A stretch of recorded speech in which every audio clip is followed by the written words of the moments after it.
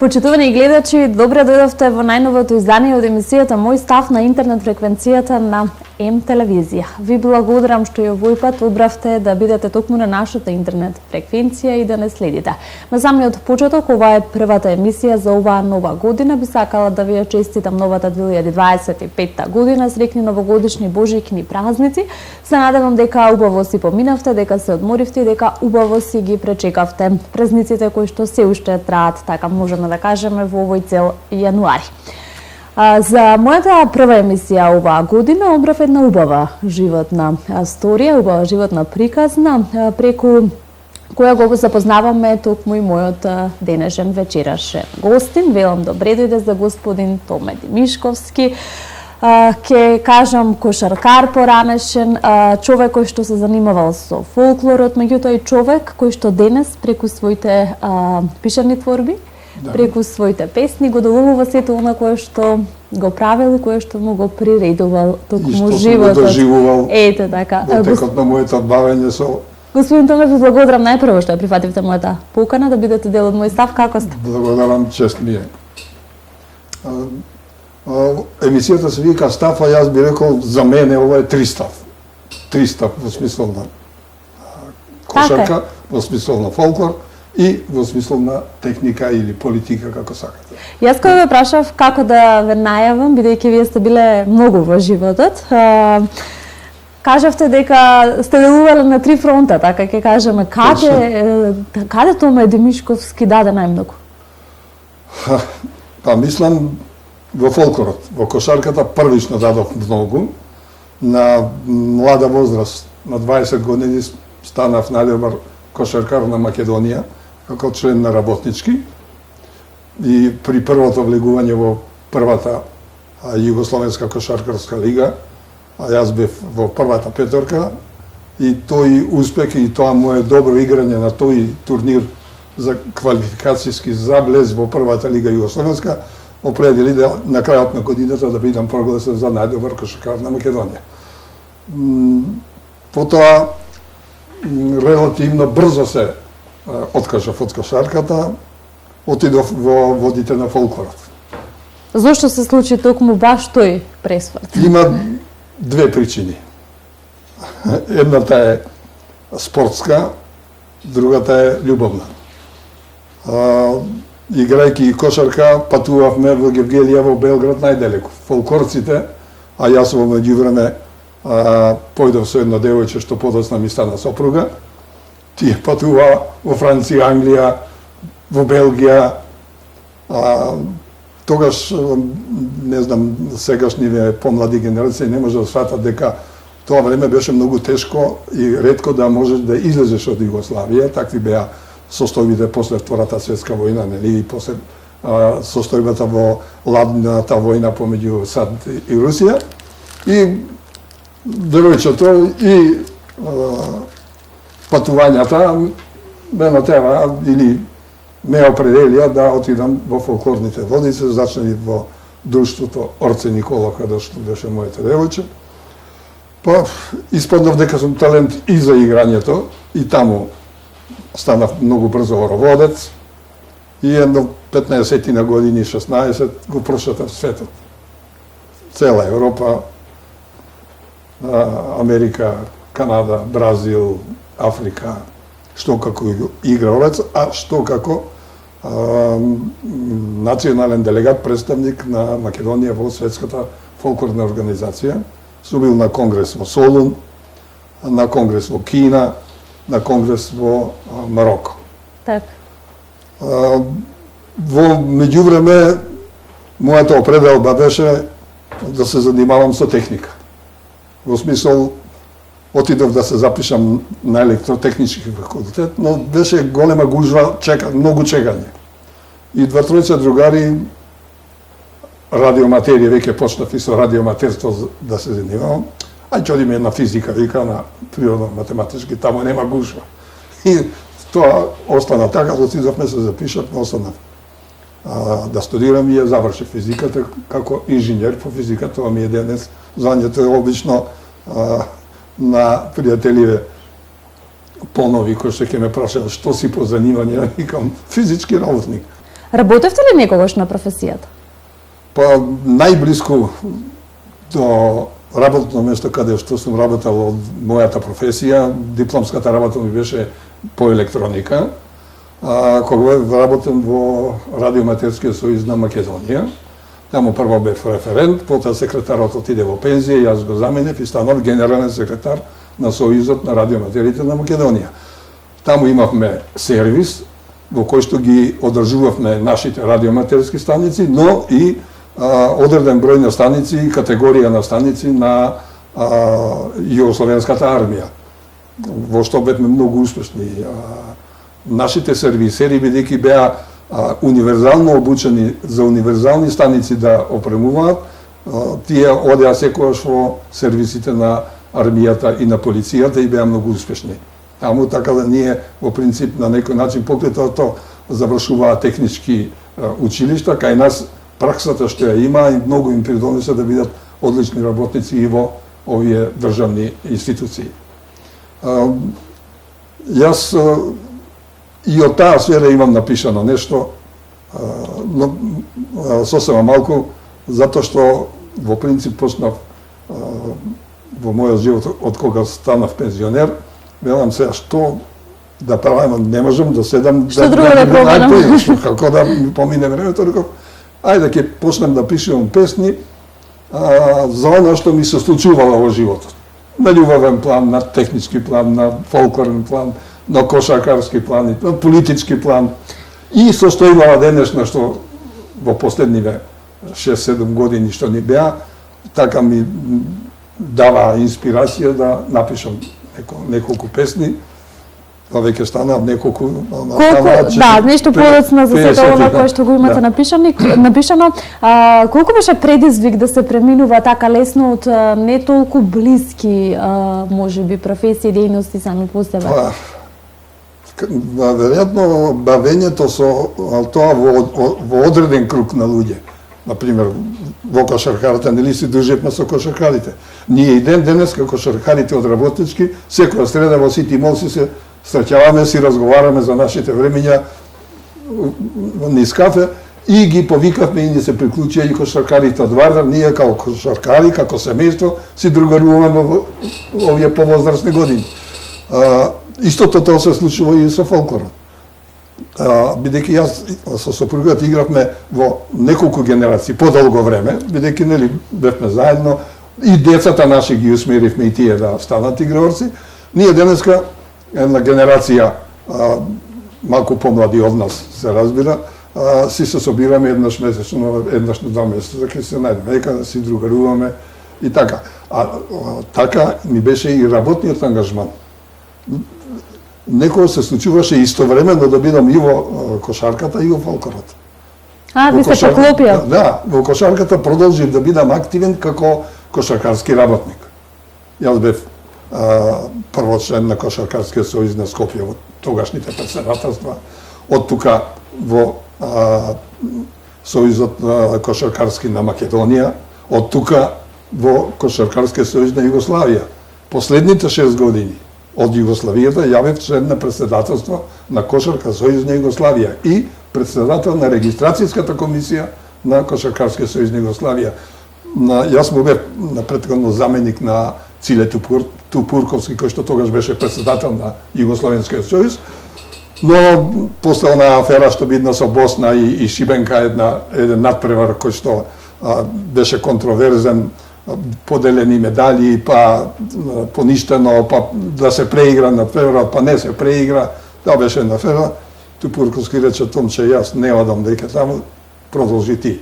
И кога дојде после редовниот избор, на 2 години тогаш беше изборот, мене ме избора и до крај бев избиран.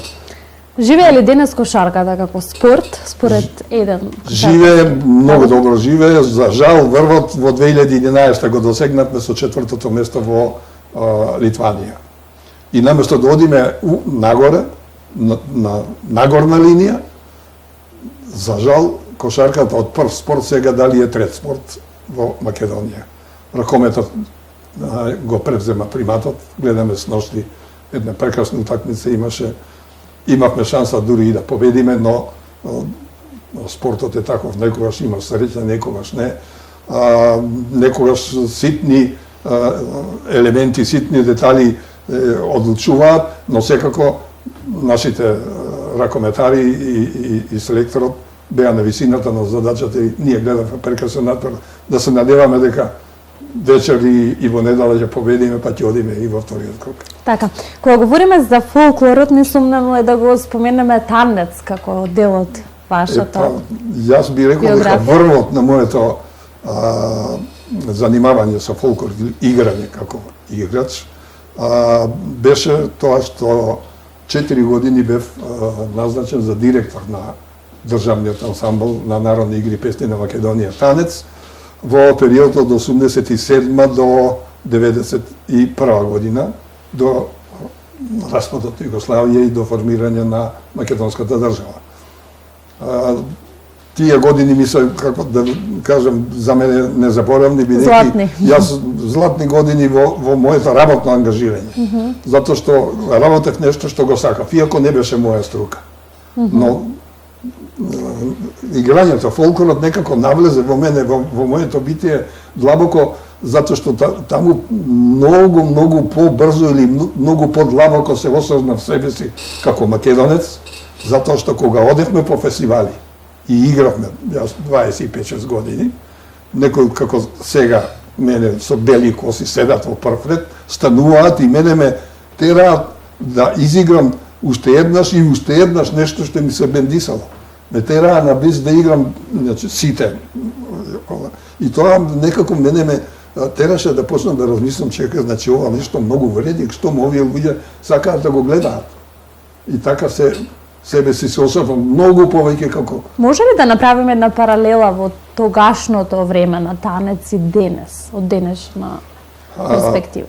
За среќа, велам, државата обстои на одржување на нивото на работата во танец. Може би едно време пред крајот на Југославија, кога јас дојдов таму, беше малку запуштена работата. Таму немаше туш кога дојдов јас. Игралците, тоа им е занимање. Тие цел ден рипаат, играат, се потат, немава каде да се истушираат. Направив туши и така натаму. Обновив некои работи што и денеска ги користат. После 30 години се уште се користат. Значи, треба некој да размислува, имало можности, иако тогаш беа забранети инвестиции. И јас се најдов еднаш во една ситуација да ме повикаат на суд.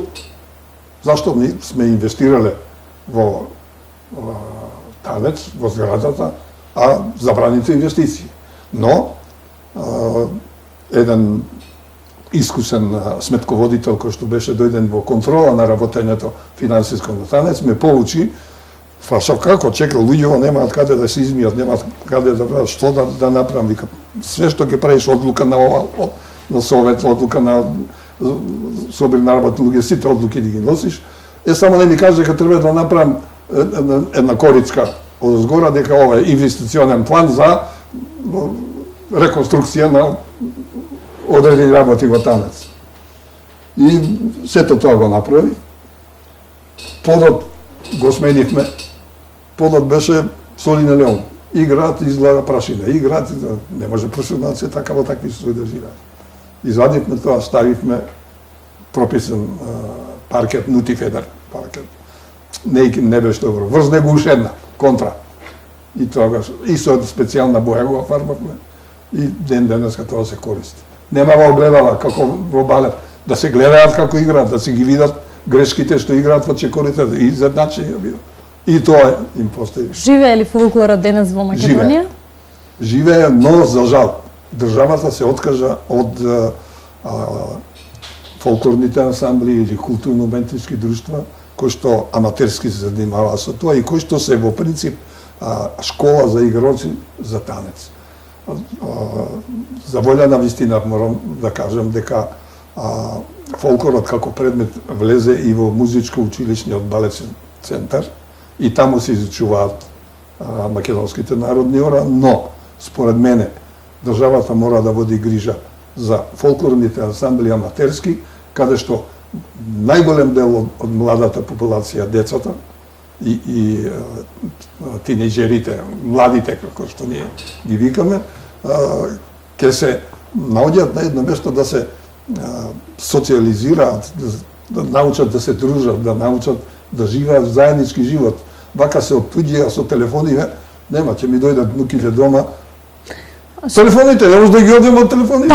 Така е. Што вам ви донесе фолклорот покрај нели патувањата за кои што ќе кажете дека навистина сте ги посакувале, покрај тоа какво животно искуство беше токму фолклорот? Па да ви кажам дека фолклорот во принцип го исполни мојот живот, живењето. Одењето по фестивали 2-3 пати годишно. Подготовките 3 пати во неделата имам проби, другарувањето, размената на искуствата во смисло на размислувањето што го имаш за фолклорот, за државата, за семејството, за другарувањето, за све тоа тука се случува. Слушаш што некому му се случило, споредуваш што тебе ти се случува, што на друг му се случува, и мислам дека тоа е нешто незаменливо. Среќни се тие, како мене, кои што имале можност да бидат во друштво, во кошарка, во спорт, во техника. Имавме радиоаматерски клубови, сега немаме радиоаматерски, имам 2-3 клуба, а имаше едно чудо кој се. Ние сме собирале на собир на радиоаматери по 200 души, сега 20 души ќе се соберат. Причувате за се она кое што велите дека не ви го донал животот, љубов, животни отсечки, техника, радио, аматер и спорт, кошарка. Кај мене се фолклор, овие отсеци, кај вас има политика, има фолклор, има кошарка.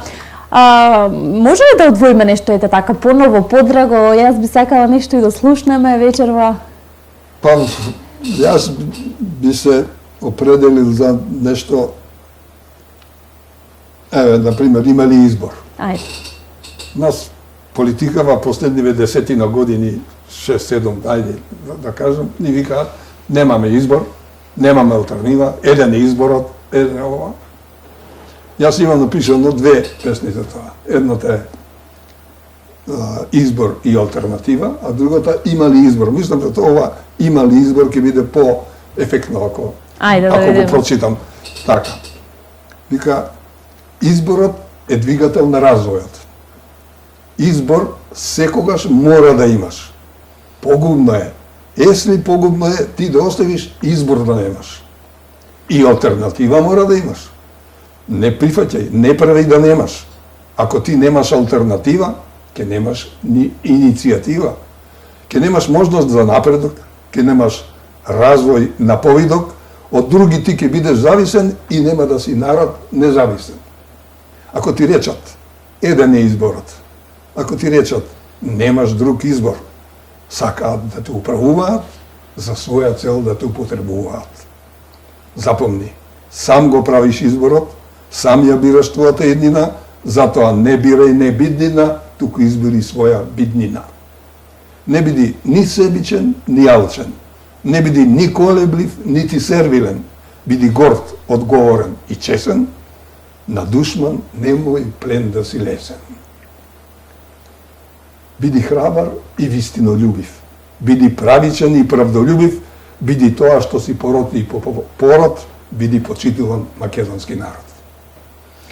Това би е една од подрагите песни. Ова најверојатно пред изборите. Да, со ова си пред изборите. Интересно е што споделувате на социјалните мрежи, дел од вашето творештво. Јас ќе ве прашам дали планирате се ова да се соберете можеби во прво дело или прва збирка? Секако.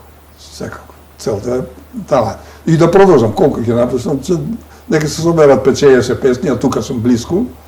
Ќе направам една мала книжка. Така, мислам дека се ова заслужува да... Читаат ли еве конкретно вашите... По 150, по 200, по 300 лајкови, коментари, има. Така, тоа е фидбекот. Тоа е за политиката, за фолклорот би сакал ако може, ако имаме време во емисијата, за добриот дух од Македонија, таа ми е една најомилена песна од фолклорот. Колку Македонија ви е инспирација во делата во... Секојаш ми е Македонија инспирација. Да ви кажам дека на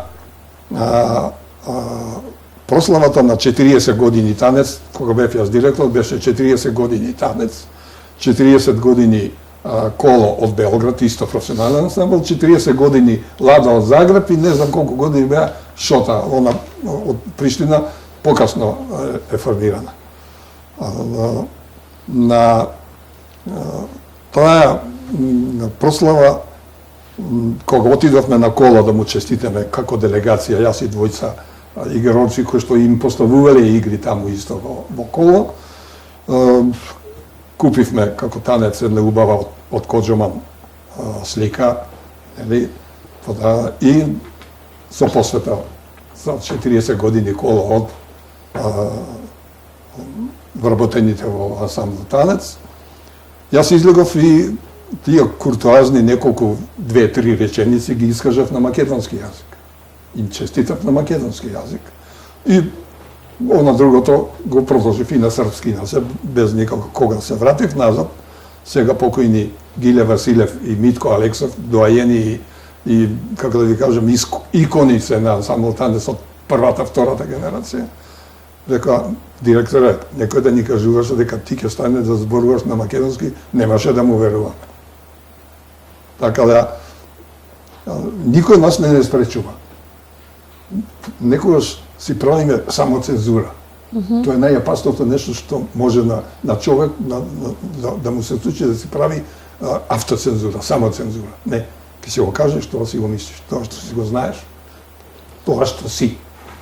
Затоа викам овде, биди тоа што си пород и по пород. Така, јас би сакала нешто и за фолклорот да, бидејќи За фолклорот, јас би го издвоил Добриот дух од Македонија. И е малку подолга. Да, за таа споменавме 16 дека строфи е, ама нешто ќе прочитаме, да, дел ќе прочитаме. Ајде, би сакала да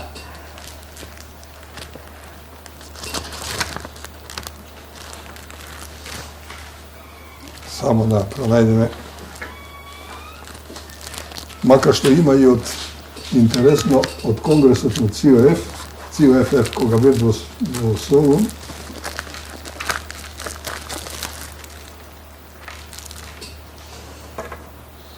колку љубовта ве инспирира исто за да пишувате? Љубовта колку исто така ве инспирира, бидејќи тука гледам да почнам. Аха, тоа е- Првата песна ми е Прости ми.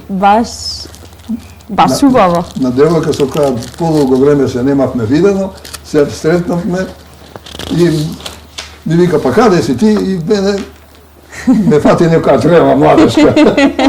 И само си се завртев и отидов и после кога размисли што сум направил, се отепав од мака. И таа ми е првата песна што ја напишав. Така, Со значи барање да ми прости затоа што бев дефинитивно имаме автобиографија во песните. Да. Во принцип, ова ми е се Ова е се автобиографија. Во принцип, Така. се ми и тоа ми беше и ова. Ако Идејата. сакате, можем и тоа да го прочитам, и тоа е многу интересно. Така, Добриот дух од Македонија. Ова се случува на Фолк Фест во Драмондвил, Квебек, Канада. Ајде. Во годината 95-та 22 асамбли се собраа да прикажат народна култура своја. На огромна пољана во градскиот парк, на овој меѓународен фолк фестивал, пред 20.000 гледачи, несекојдневен убав настан се случи. Замок, сиот во природна големина, со 20 на 30 метри бина, ко влезна врата на замок поставена, грандиозна гледка беше направена. Во просторот за таа огромна сцена, на висина од 2 метра издигната, бина за оркестар беше направена, за поросно платно сета поставена. Светло нема, оркестарот не се гледа.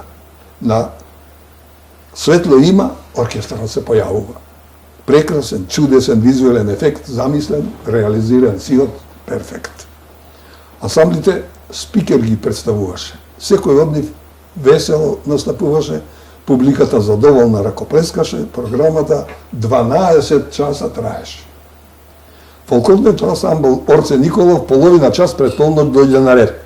Пред таа 20.000 публика да ја представи својата република. Почеток. Прикушено светло на бина, оркестарот не се гледа, во темнина, звук, бас, ритам на човечко срце бие, балерина Самоила во еден чош спие. Се буди, лице и очи таа трие, станува, лево-десно си потрчува, потоа наназад таа се завртува и во дното стар ковчег забележува. Му приоѓа, љубопитно го разгледува, со гестови што е тоа се прашува. Внимателно го подигнува капакот, густ дим излегува од сандакот. Подисплашено, таа се повлекува. Со димок, длабок машки глас се јавува. Немој да се плашиш, Самоила, јас сум добриот дух од Македонија. Таа со гестови духот го прашува, каде е таа земја Македонија?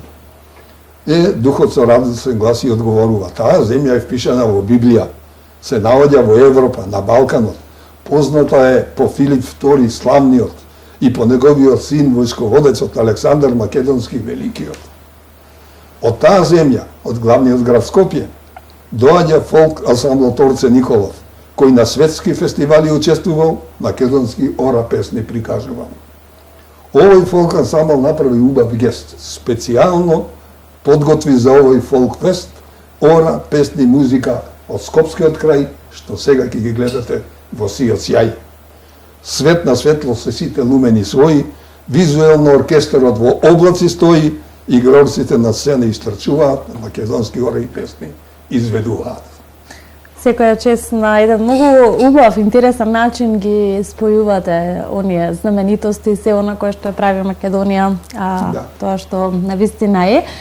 Пред да го водиме интервјуто, бевте и на една промоција на еден од нашите чинам писатели. Колку одите на такви случувања? Одам многу често. Колку ги следите? Одам, следам, има во Сдруженијето на пензионери во општина Аеродром, што се вика Солидарност, често пати имаме литературни читања. Исто и во библиотеката Страшо Пинџур на улицата 11 октомври во центар кај што е ОЗ Македонија, осигурителниот завод, и таму одам исто и читаме и слушам други како.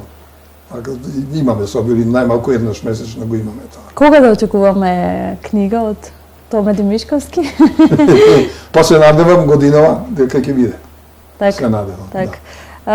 Би сакала да на сите оние кои што ќе го погледнат интервјуто, на сите оние можеби помлади генерации од вас, што ви им порачале денес, токму во 21 век, кога навистина јас чинам дека е многу лесно да се премине од професија во професија, меѓутоа ете вие тогаш сте го направиле, тоа сте го направиле нешто и порано. Какво е искуството? Што ќе ви порачате на младиот човек денес? Само да го работат она што го сакаат.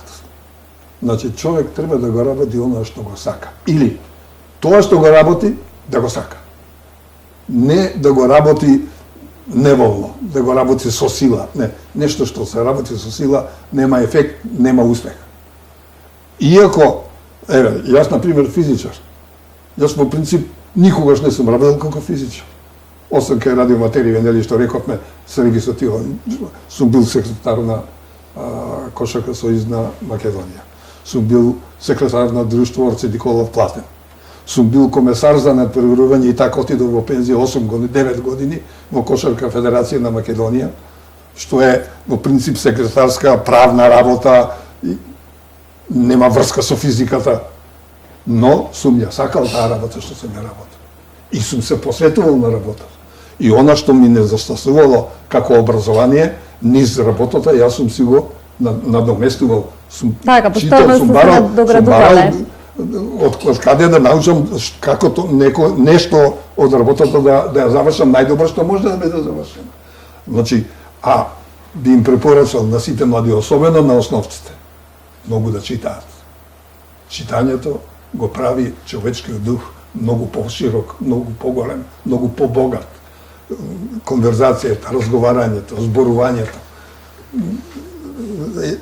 неспоредливо побогато и посилно, посодржајно, кога многу ќе читате. Имаше романи во осмолетка и во гимназија, што по 2 и 3 пати сум ги читал, затоа што ми биле интересни.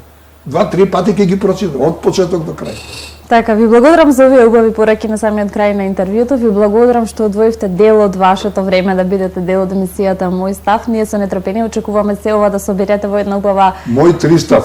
Да, ваш 3 став, да соберете во една убава стихозбирка книга на која што верувам дека и ќе не поканите на вашата промоција. Тука сме да соработуваме само за убави и успешни приказни. Ви благодарам што вечер ја споделите токму вашата. Јас ви благодарам, мене ви беше чест. Драги гледачи, вам ви благодарам што со внимание го проследивте и ова издание од Мој став. Разговарам со господинот Томе Димишковски. Се надевам дека преку оваа успешна и убава животна приказна успеавме да инспирираме и да задржиме дел од вашето внимание. Јас овде ве поздравувам и најавувам наша наредна средба за една седмица од сега.